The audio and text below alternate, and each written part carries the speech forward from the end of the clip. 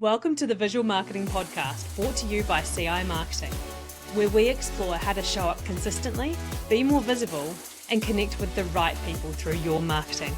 I'm your host, Liz. In today's episode, I have Billie, who is here from our office. She works across a couple of my businesses, and we are going to be talking about photography and AI, and then how those two things go together. Such a cool episode. Tune in for the rest of it. You won't want to miss this one. Hey, Billie, welcome to the Visual Marketing Podcast. It is awesome to have you on here. I've managed to convince you to come on. I know, I'm not very in front of the camera oriented. And funnily enough, that is the topic of our podcast today. It is. So it's going to be a good one. You actually work for Cirrus International, my other business, mostly. Mm-hmm. How long have you been with us? I've been here almost 2.5 years. And we actually relocated you from the North Island of New Zealand. For those who are not from New Zealand listening or watching, we're on a completely different island. We relocated you. We uplifted your entire life for you to come to us. How was that for you? Great. I already wanted to get out of Auckland anyway. Sorry to the Aucklanders listening. We love you. Oh, it was too busy, and I found myself drowning in a big group of people. Yeah. You know? Yeah, that makes sense. So you've enjoyed living down here in probably 15 degrees colder than what you're used to. Yep, much colder, but a lot slower too, which I've really enjoyed. That's pretty cool. Yeah. And you've definitely found your people here as well. You've got lots of friends and activities and stuff that you do outside of work. Yeah, it takes time when you move cities, but 2 years in, I feel pretty established here now with my people and my circles. That's pretty awesome. Today we're going to be talking about photography, but when we first brought you on, the job actually wasn't for photography.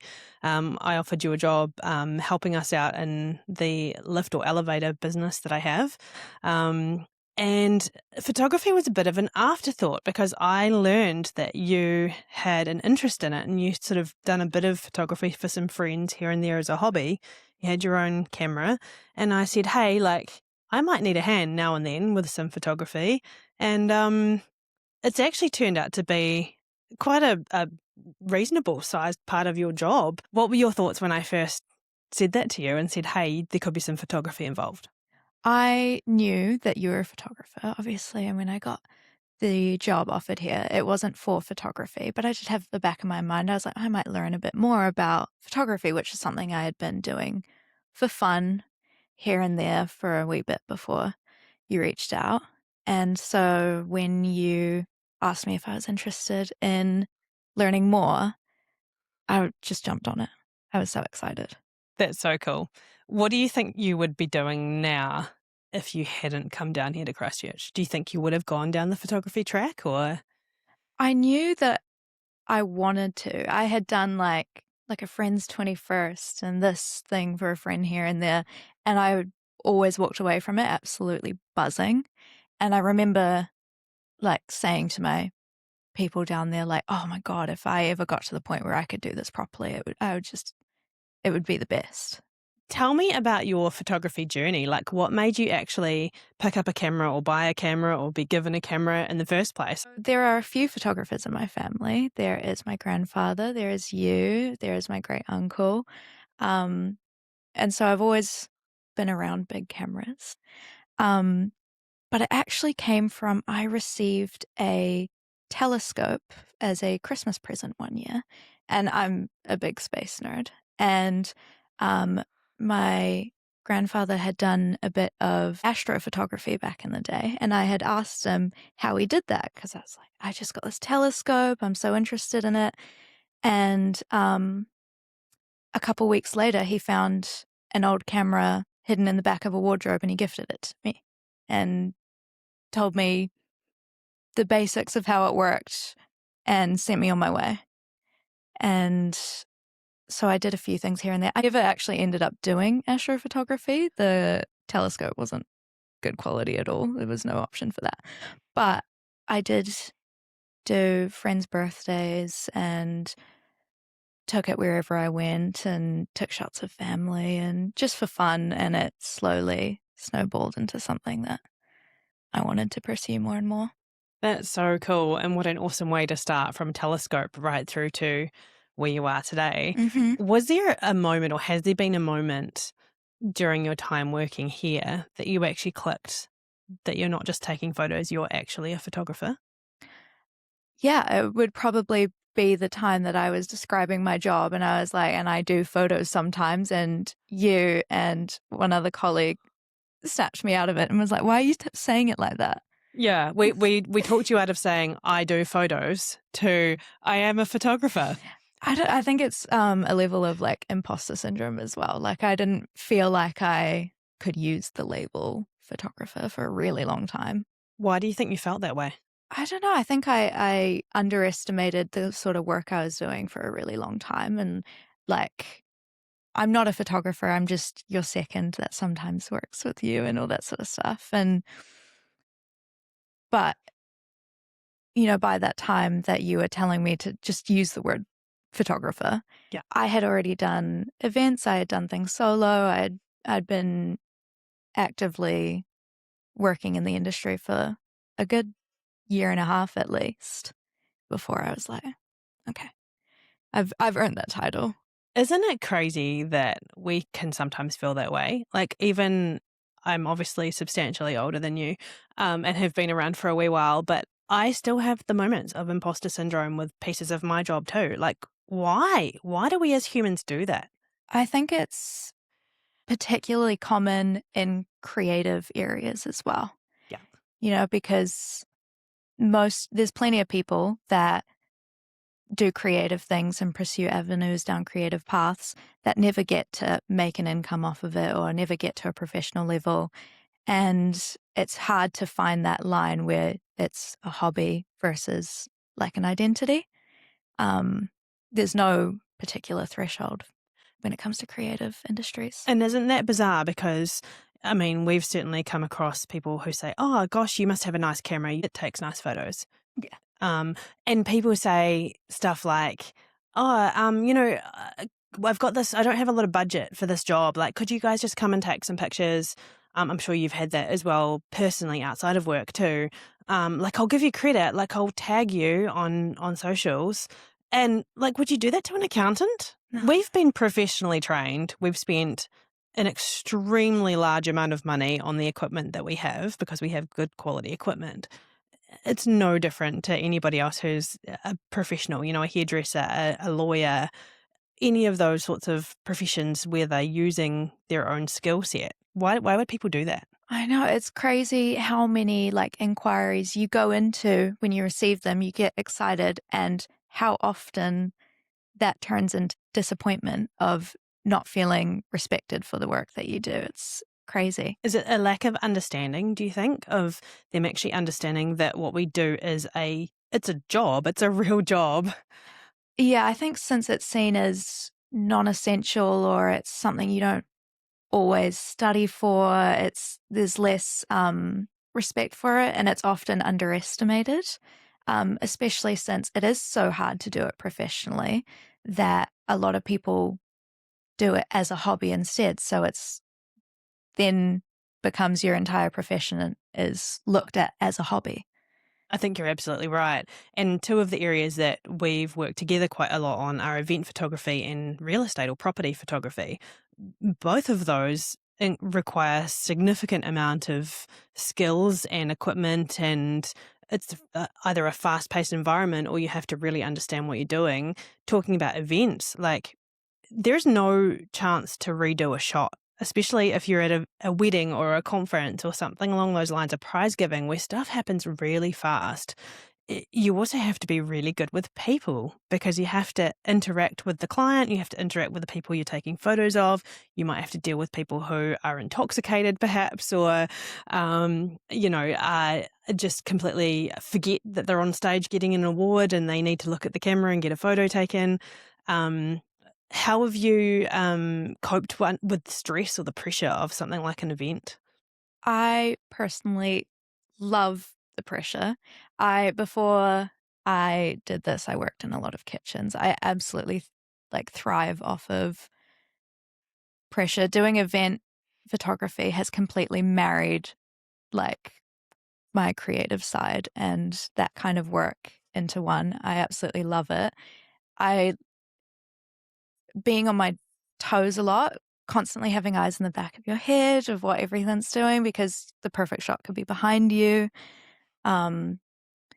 Having people skills and navigating difficult people at an event while also still doing your job and still taking the photos because that's what you're paid there to do, has not come incredibly easy. Yeah. It definitely is over time growing maybe a bit more of a backbone. Character And building, perhaps. yeah. Yeah. And learning when to speak and how to speak and when to move on and ignore something that's going on. It's something that can't really be taught. You have to learn it as you go. Oh, yeah. Yeah. For sure. Mhm. Yeah, I know you've come back to the office sometimes and we've exchanged stories about situations that have happened, whether it be, photography you've done in for your personal life with your friends, events and bits and pieces, or staged stuff, or whether it be, work events, and we've gone, oh my gosh, like how hard was that situation? But, hey, this is how we handled it. It's also a learning experience, isn't it? Because like I might come back and say, hey, I've just had this situation. This is what happened. This is what I did. I could have maybe handled this bit a little bit differently. Here's what I'd do next time. And because you've been in similar circumstances, we're able to exchange those stories and learn from each other, which is pretty cool. Yeah. I think when I started working with you, I did rely on you quite heavily to navigate those situations, like panicked eye at you. I'm like, what do I do? Yeah. But even when it comes down to making people comfortable, not necessarily dealing with a difficult situation, but actually keeping people comfortable in front of the camera and doing the opposite, trying to bring them out more. 100%. That looks different for everyone. Yes. And it is hard to find that with some people. And the more you do it, the more different personalities you pick up on and how to talk to them and what they might need. And I've found that sometimes it's just comes down to a conversation prior of asking them, what do you need? Yeah. Which I didn't even think, like when I first started in photography, I didn't even realize that was an issue that I'd encounter. Yeah. Which I should have, because I'm personally someone that absolutely squirms in front of the camera. You're doing great right now. Well done. I've always said I reckon our job is actually 90% people skills and 10% photography, which, is something that, like you say, you can only learn by experience and doing, and just having an open mind and having a filter, I think, too, like being able to adapt to a situation, whether you be, I don't know, for example, if you're someone who maybe by mistake swears on the odd occasion, if you've got a job at a school, you've got to like go, no, I've got to be a different person now. Or, maybe you're at a rowdy wedding and you want to get these, people racked up and keen to be on camera, and they have maybe had a few drinks, like actually almost changing the way that you are as a person around them to get them excited about being on. But at the same time, you also might have great auntie and uncle sitting in the corner who are really nervous. And it's really important to capture them because the couple really do want to have those memories, those images as memories. So, and the same goes for video too, obviously, is helping people to be feeling comfortable. And that could be so many different types of people, even at one event, right? But that almost becomes second nature the more you do it. Like going into a situation with lots of pressure, like an event or something like that, I find it easy now to sort of go into a zone and put on that persona, whatever it needs to be for that situation. And it almost happens by muscle memory at this point. Do you reckon there was a moment where that switched for you and it just clicked? Or did it like ease in over time? It was different for different kinds of photography. Yeah. When doing real estate photography, that was like, it got more natural and I knew how to talk to real estate agents and vendors more and more over time. Yeah. Whereas event, it was the first wedding I had done with you Mm-hmm. that I kind of saw like a full day start to finish, sunrise to midnight. Yeah. The whole process and the kind of person you need to be and all the different struggles of handling people. Mhm. Because your job's important too, but also for the people you're shooting, Mhm. they've got a million other things going on.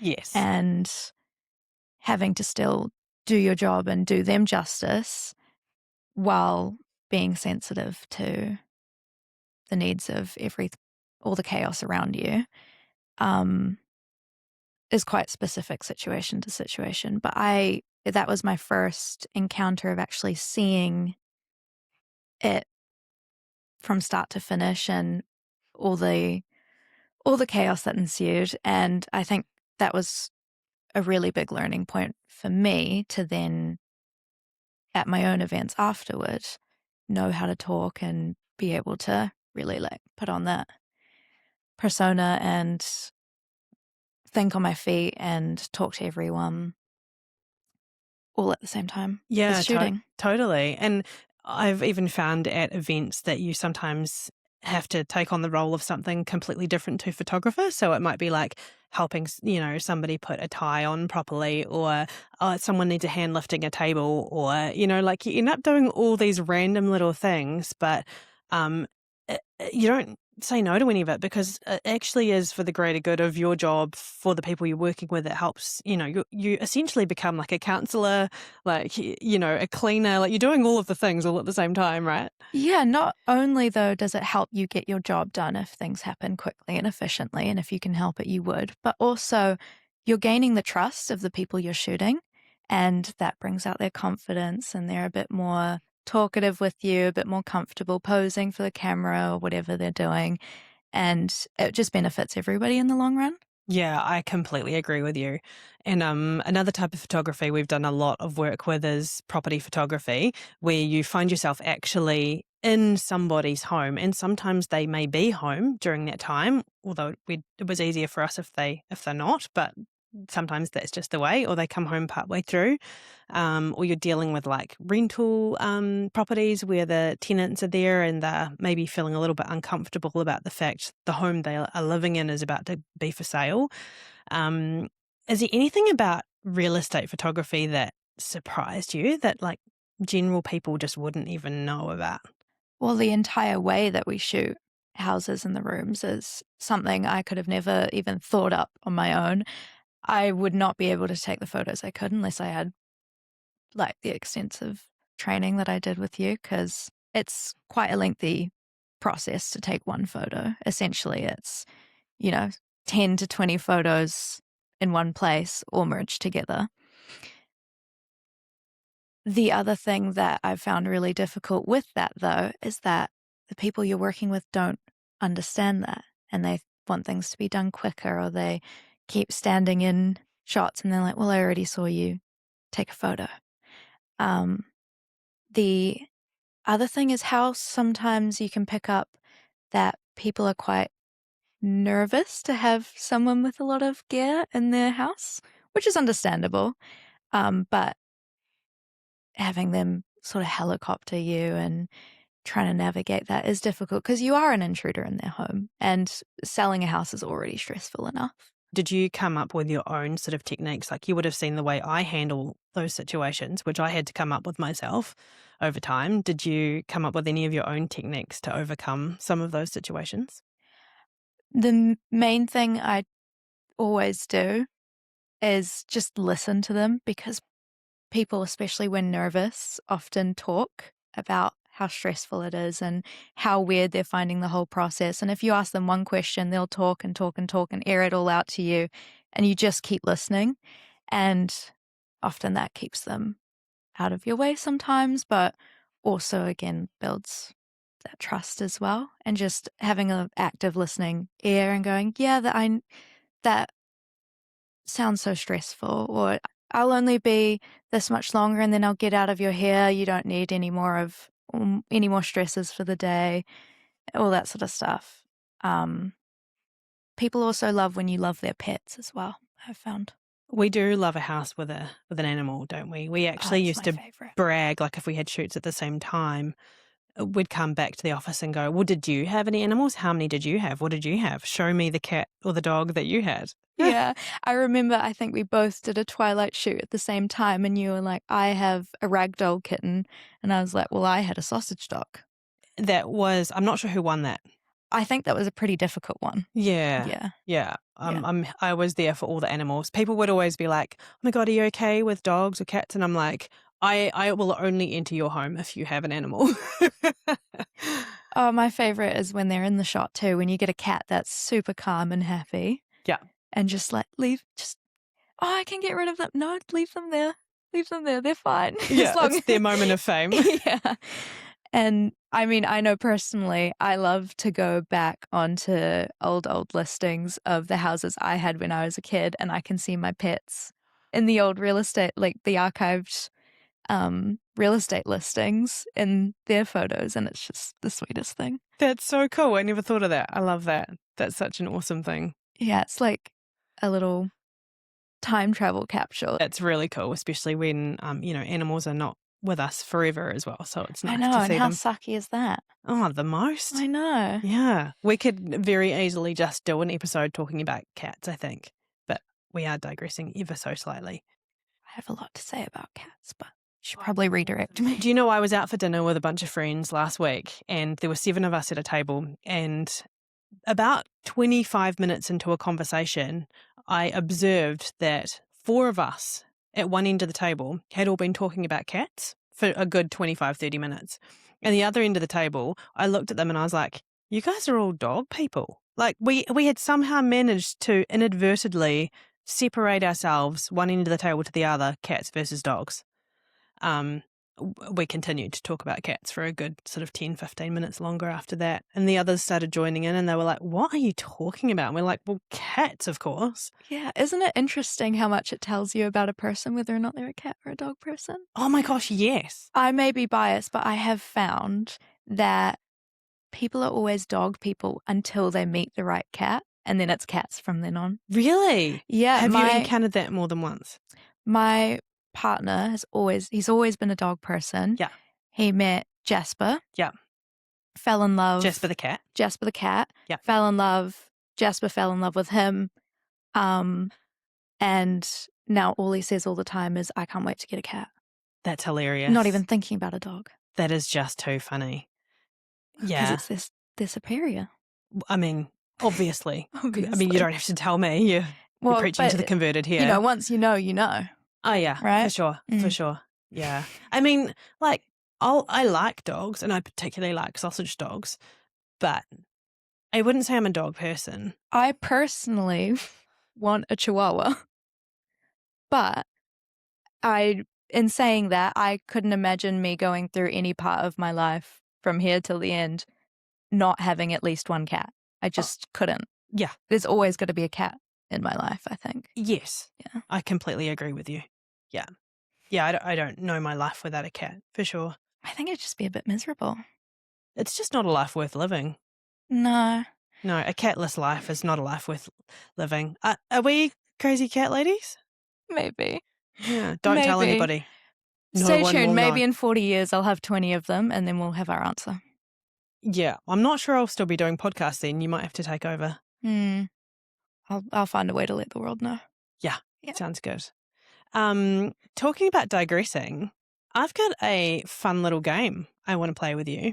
Mm-hmm. A little birdie in our office has told me that you have a secret hidden talent. I believe your secret hidden talent is in today's sort of situation where AI is becoming more widely used by people and businesses. I understand that you have a bit of a knack for looking at a piece of content or reading a piece of content and knowing if it's been written by AI or by a human. Yeah, my pattern recognition is through the roof, and usually it takes me about 10 seconds to look at something and see. But I happen to have prepared something earlier. I'm going to put you to the test right here. So this podcast goes out both on YouTube for people to watch it and also all of the audio channels. So we are going to, I'm going to hand Billie a piece of paper that has 4 pieces of AI or not AI content in writing. Billie's going to have a look at it, but I'm also going to read them out so that people who are listening can hear as well. Full disclosure, I had a look at this prior to this podcast and I tried to guess. And I didn't know the answers. And then when I checked with Emily, who's our copywriter, I was completely wrong. Doesn't give me a lot of confidence, I'll be real. So here is something I have prepared earlier. I am now handing Billie a piece of paper that has 4 pieces of content. Now, this is what I would call like a social post, basically. Mm-hmm. So Billie's going to have a look at that, and I'm going to also read them out. So number 1, let me just fold this over so that Billie can't see my notes on here. Let me fold that over just a little bit more. Okay, cool. We're good. Right. Number 1. So we have the camera with a flash emoji, and in in bold print, the title says, "Unlock the power of professional smartphone photography." There's an exclamation mark, and then there is the stars emoji, and each of those words have a capital letter at the start of them. The body copy says, "In today's fast-paced digital landscape, creating high-quality visual content is essential for building a strong online presence. Whether you're a business owner or a content creator, leveraging natural light, thoughtful composition, and consistent framing can significantly enhance your results." Then there is a dash, "helping maximize engagement and elevate your content. Ultimately, professional imagery doesn't require expensive equipment, dash. It simply requires the right approach by embracing best practices and continuously refining your technique. You can strengthen your brand, unlock your creative potential, and create a lasting impression." I'm going to go on with this one straight away. Do you think that has been written by Emily, or do you think that one has been written by AI, and why? I think this one has been written by AI, and a few of the tells for me. First of all, the title. There is an emoji at the start and the end. Yep. That's not particularly common. Mm-hmm. There is also obviously the M dashes, which some people use, but it's definitely skyrocketed since ChatGPT. Yep. There is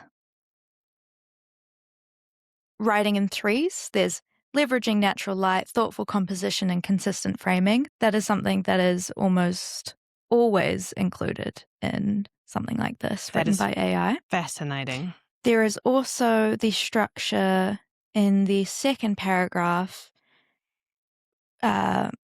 that AI typically uses, saying something isn't or doesn't, but it does. So it says, ultimately, professional imagery doesn't require expensive equipment. It simply requires the right approach.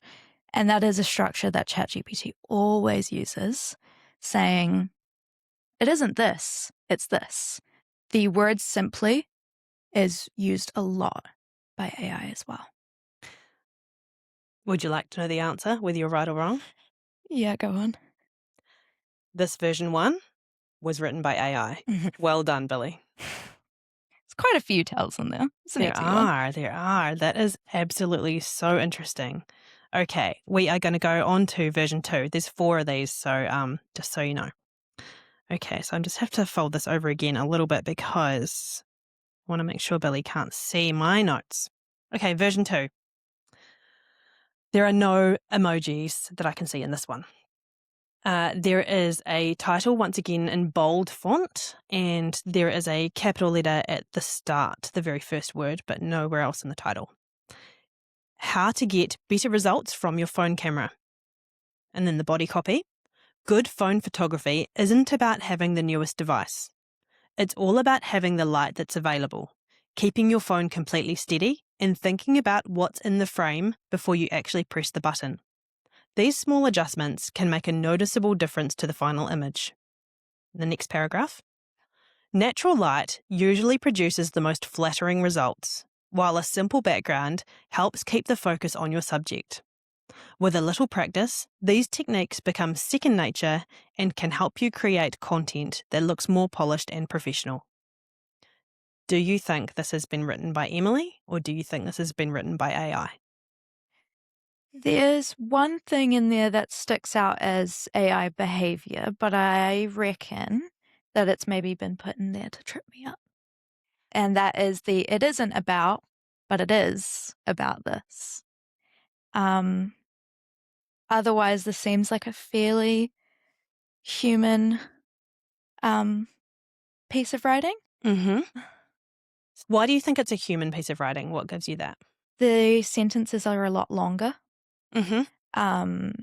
AI and ChatGPT usually doesn't have longer sentences. It's either the structure is either short sentences, Yeah. or if they are long, there's a lot of commas and there's the listing things in threes and all that Yeah. sort of stuff. Okay. Whereas this has long sentences that don't follow that structure. So what are we locking in? Is this Emily or is this AI? I think this is Emily. You think this is Emily? Hmm. This piece was written by AI. Really? Yeah. Hmm. I think something that may be the case is that we've been pretty good at training AI platforms to actually sound human. Hmm. So I know that when Emily did write these, she actually had to tell ChatGPT to be more AI and less her when she was doing it. So that might be what's happened there. But you did pick up on the fact that there was something in there. So I think as well, obviously this is used, the AI that's used is a business AI yes. that learns a lot better. I don't think there's a lot of businesses yet that are investing in paying for a more advanced AI that actually has the capability to do this. Good point. So I think if you scroll through LinkedIn, the average AI post is going to be really tell heavy. Like the one that always has the 3 bullet pointed list with the rocket emojis next to it. Or the pointing arrow. Oh, yeah, every time. Yeah. Yeah. Yeah, good point. Well, we don't have any of those pointing arrows in here. We're going to move on to version 3, second to last. We have no emojis in this one. Once again, there is a title that is in bold print and there is a capital letter on the first word only. Professional phone photography starts with the basics. The body copy. You don't need the latest phone to capture professional looking images. Read that again. You don't. Next paragraph. It's incredibly important to remember that small changes can have significant impact. Dash. Especially when it comes to lighting, composition, and stability. Paying attention to these fundamentals can make a noticeable difference, helping your photos and videos feel more polished and engaging. Third paragraph. Consistency is key. By focusing on a few core techniques and practicing them regularly, you'll create content that looks more professional and connect more effectively with your audience. The results speak for themselves. Billy, do you think version 3 was written by Emily or by AI? It seems like AI, but now I'm wondering if it's been written by a human to look like AI. But some things that tell me that are short sentences, read that again, full stop, you don't. Which is a ChatGPT structure that absolutely does my head in. Every sentence and some captions are 4 or 5 words long, and it's just short sentence, short sentence, short sentence. Although it doesn't necessarily follow that in the rest of it. There's an M dash, but that's not a completely reliable tell these days. The last sentence also spoke out to me. Usually, when AI writes caption, it ends on a short sentence that either doubles down on what it said or is a hook, so it asks a question or something like that. I don't know if ChatGPT if that wouldn't be necessarily something that someone would write naturally, the finishing on a short sentence. Mm-hmm. It might be a comma to then reinforce what you're saying. Yeah. Yeah. Just for our listeners and viewers, Emily did choose these 4 pieces of content to get harder and harder as we went through to see how it would go. So we are at the second to last, almost the hardest one. I'll lock in AI, but I don't trust that you're not trying to trick me. I have been known to trick you on occasion. Mm-hmm.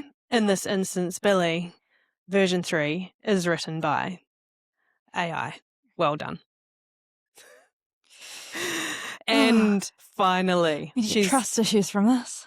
You are 2 from 3. 2 from 3. You got this. Okay.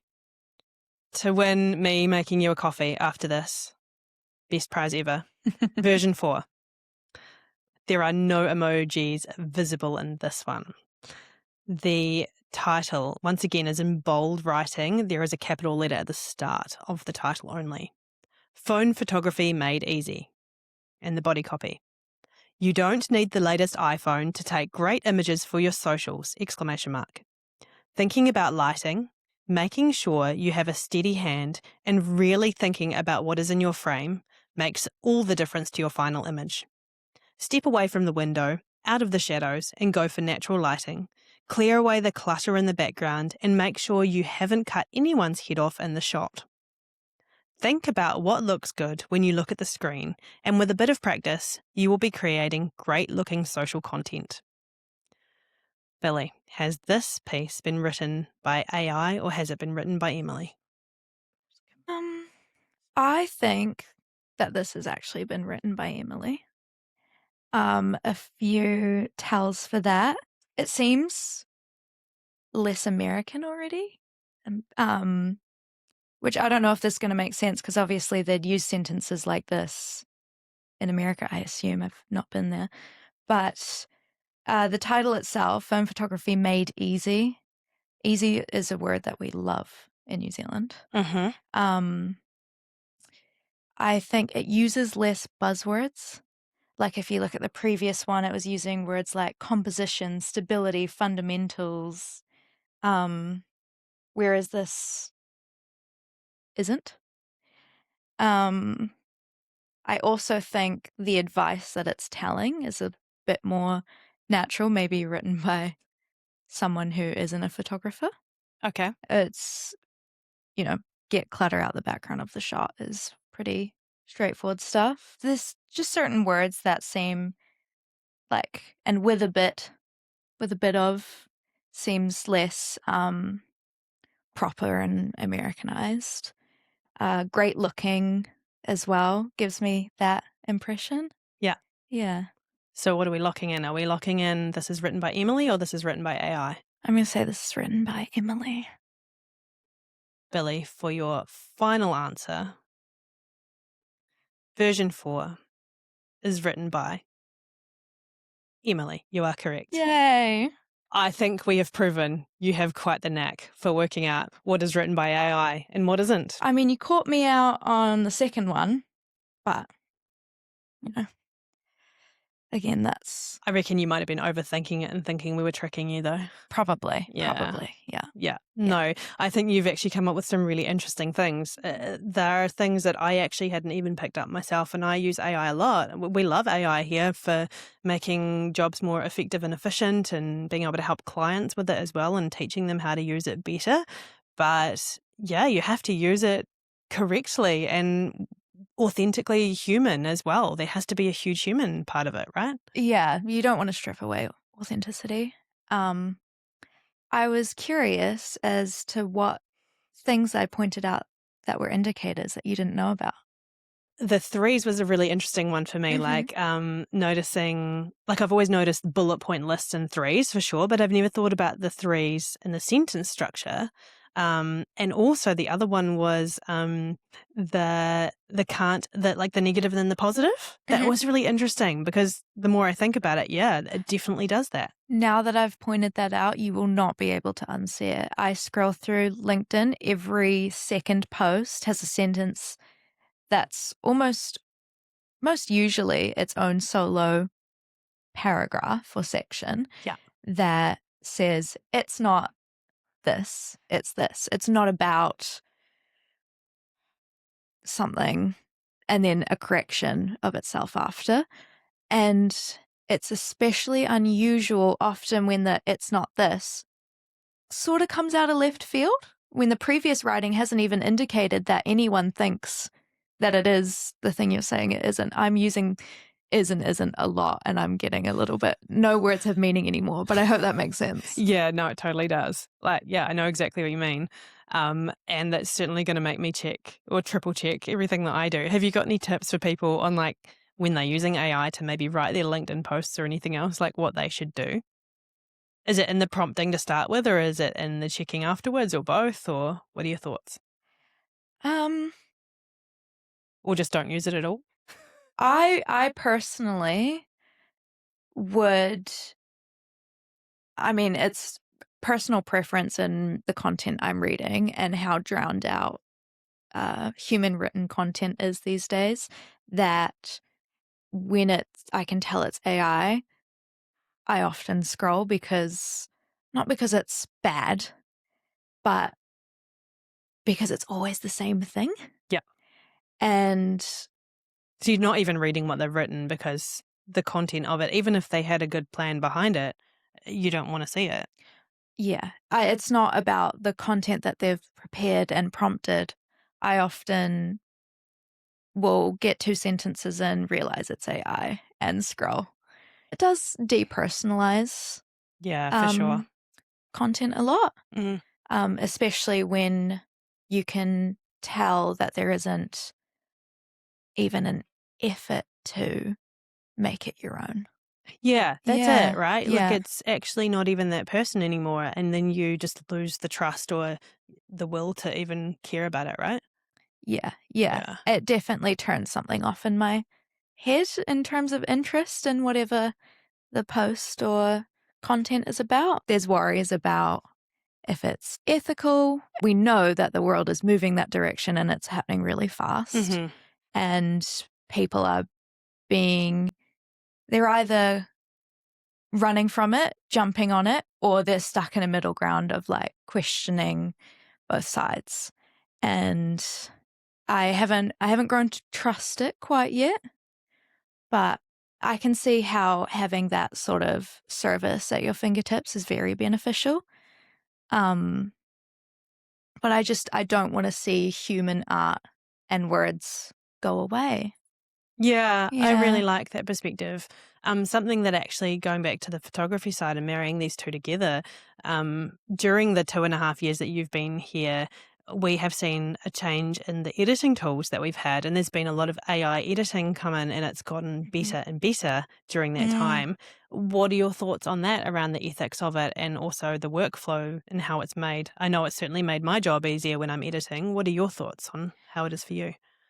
Yeah, it makes it easier. Like if you want to remove something, Like a cat from a room, for example, because we probably should give them the option to have the photo with and without the cat. unfortunately, sometimes they don't want the cat in the photo. I don't get it. But sometimes you have to remove the cat, and it's quick and it's easy, but sometimes you just get something totally out of the blue.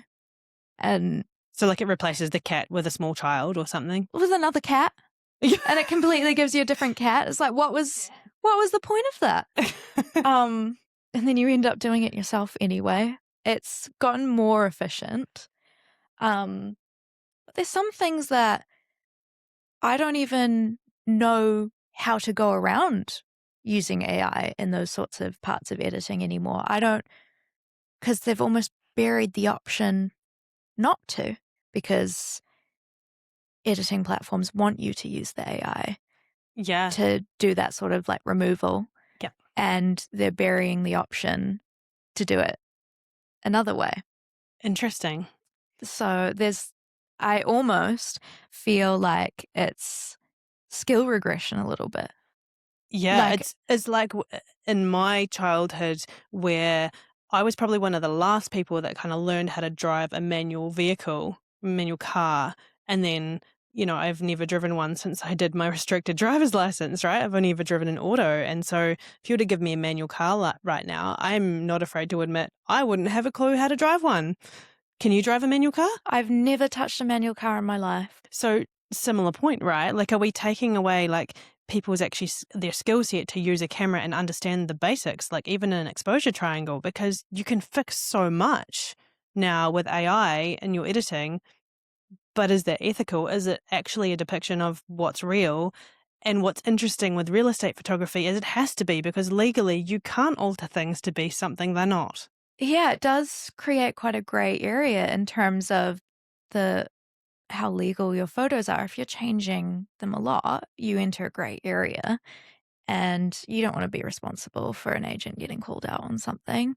Um, Things like you want to remove something, but the AI doesn't actually know what was behind it, and you didn't because you forgot to move whatever you're removing, and you didn't see that there was actually a hole behind it that was something like that. I guess collectively, like, our advice between us would probably be to anybody who's maybe at the beginning of their photography journey is actually still go back to the basics. Like, I know I gave you a photography book, like a physical book, at the very beginning of your journey of professional photography. And sure, some of it is completely irrelevant because the cameras you get these days don't have that functionality, or don't, you can't buy them, although they are coming back into fashion, funnily enough. But actually going back to the basics and starting from the beginning so you understand the core concepts, so that if you do come across a circumstance where maybe AI is going to fail you, you have that to fall back on, right? It's interesting. You don't know what's going to be valued in the future, because with any job, if what you do gets easier and easier because it's more and more automated, what is that job going to look like in the future? What skills do you need for it? Mm-hmm. Is the introduction of AI going to change the job entirely, or, is there going to be a real value for doing it the human way instead? Like you say, old cameras coming back, analog photography, anything analog music is coming back as things get more advanced. And I think that is grasping onto more human things and the way it used to be done. And there's more in the process. Like, to get your film photos, you have to go see someone who physically does them. And it's a novelty that we're lacking these days in the way things work now. Yeah. So you can't say that photography is going to be really, or any job is going to be really easy in 20 years because it has AI, because, the real core of the industry and what's really valued might be stepping away from AI and stuff like that. And because I know more and more people, I've seen a trend of people getting their weddings done in entirely analog film and photography. Yeah. Um, You recently borrowed my very first camera, which is a film SLR. yes. Did you enjoy using that? Oh, I loved it so much. The only film I had used in the past was point and shoot, Yeah. disposable cameras. I absolutely enjoyed working with the film camera. I actually challenged myself and I ended up not doing anything on auto. I did everything on manual, Well done. unless I handed the camera to someone else to take a photo for me. Yeah. I might have put it on aperture priority and done the settings beforehand. But it was a real test of my skills. And I was so happy with what I got in the end, because I only ended up, out of 2 rolls of film, having like 2 or 3 photos that weren't usable in the end. And I was so stoked with that. But I absolutely loved the novelty of doing it properly and kept all the negatives. So I've got the rolls at home. And yeah, it's something that you lack when you work and live in a very technical world. Totally. If you were speaking to somebody who was kind of like you, but maybe like I don't know, 5 years ago, and they're just picking up a camera and they think, yeah, actually, I could see a future in this for me. Do you have any advice for them?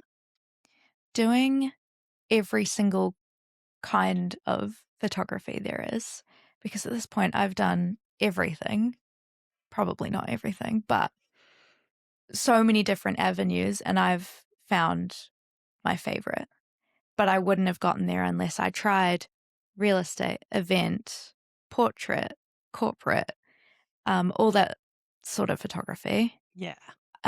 Because my favorite to go down now is event and like one-to-one portrait. Yeah. Not Creative portraits. creative portraits. Not in order to find your style and where you go, you try absolutely everything. I've been very lucky to be in a position where I can try it all with you. I understand that my journey in photography has been very, very privileged in comparison to someone that wants it just as bad as me or is just as interested, but just doesn't have those connections Hmm. as I've been as lucky to have. Um, I've taken pretty much every opportunity I have had to do any sort of photos in and out of work. I've jumped on absolutely everything. And now I have my own sort of style and identity that I know is where I want to go and where I'd want to take it in the future. Yeah, that's Mm. really cool. Further to what you said about, you think you've had extra opportunities. I think you can create those opportunities. Like for me, I was just a lone ranger as well. But what I did was I sort of sought out people who were professionals or had been in the industry a lot longer than me, and ended up getting advice from people who have done it and asking, hey, can I like shadow you on a shoot? Like, don't expect to be paid for it. You're not going to be paid for something that you're learning. You're on the job, right? And saying that I could speak for an entire hour all about pricing structure on photography. So if anybody would like me to do a podcast on that, let me know, and that can be an entire episode in itself. I am very passionate about how to price yourself for photography. But yeah, so just go and sort out those opportunities. Like join Facebook groups that are like beginner groups. Actually join groups that are not beginner groups and try and find somebody who's willing to take on someone and teach you. And you not only learn things, you also make friends for life as well, because I think photographers often have similar personalities, and you end up making friends that you never thought you would, which is kind of cool too. So yeah. Yeah, you can definitely sort out lots of those sorts of opportunities on your own. There, in almost every area, there's a photography group, social group that go out and all photograph the same thing and compare photos. And it's a bit nerdy, but if it's what you're into. Yeah, even if you pick up like one little tip, right? Like it might just be the Yeah, tiniest thing yeah. that somebody else does. Or, you know, finding friendship in someone else and growing together and learning. Like, I love that. you'll probably find that a lot more people in your life than you might think want photos of themselves, right? Yes, Because to get them done costs a lot of money. rightly so. Yes. And people are willing to take advantage of that while you're not charging. They are. They definitely are. And so you'll find friends and family to practice on, and And you're better to make mistakes with friends and family who will be forgiving than to make yes, mistakes with strangers and paying clients. going out there and offering your work for little to no money with strangers is probably not the way to go. I would go as far as to say it's definitely not the way to Definitely go. not. No, I was putting it very nicely. But that's another thing that having you, as much as I could have sought out opportunities, and I was a little bit prior to working for you, um, but I would not have learnt things like putting value on my work and how to price. I wouldn't have learnt those unless I saw it in the setting and I had you to teach me. There's been quite a few times that I've had to look to you at how to price something, and you've definitely taught me that it's most important to value your work. Mm-hmm. If you're going to do something, you either charge it for what it's worth or you don't do it, because that's a disservice to yourself and also to the industry, one that's already struggling, with AI and stuff like that. I'm very proud. I'm so proud. I'm so glad. Yeah, no, that's awesome. Hey, it has been so awesome chatting with you today, Billie. A really cool conversation of photography and AI, and then bringing that all together and your hidden talent that, hey, maybe that needs to go on your CV too. That could be a whole new future job as telling human from AI. Well, if they say AI is taking the jobs, maybe the ones it's creating, it's learning to catch it out. I think Maybe. you've just invented something. Yeah. Once again, every episode in person, we have invented something. You've done it here again today. You've First, invented. it was a barbecue pitch. Yep, we've had the barbecue pitch. We've had new words. We've had all sorts of stuff. So yeah, love it, love it. Thanks so much for coming on the podcast. Thank you so much for having me. You're more than welcome. Wasn't as scary as I thought. See, that's what everybody says. And I'm sure we will have you on the podcast again sometime soon. Thank you. Thanks so much for joining the Visual Marketing Podcast, brought to you by CI Marketing. I'm your host, Liz, and I can't wait to share more episodes with you.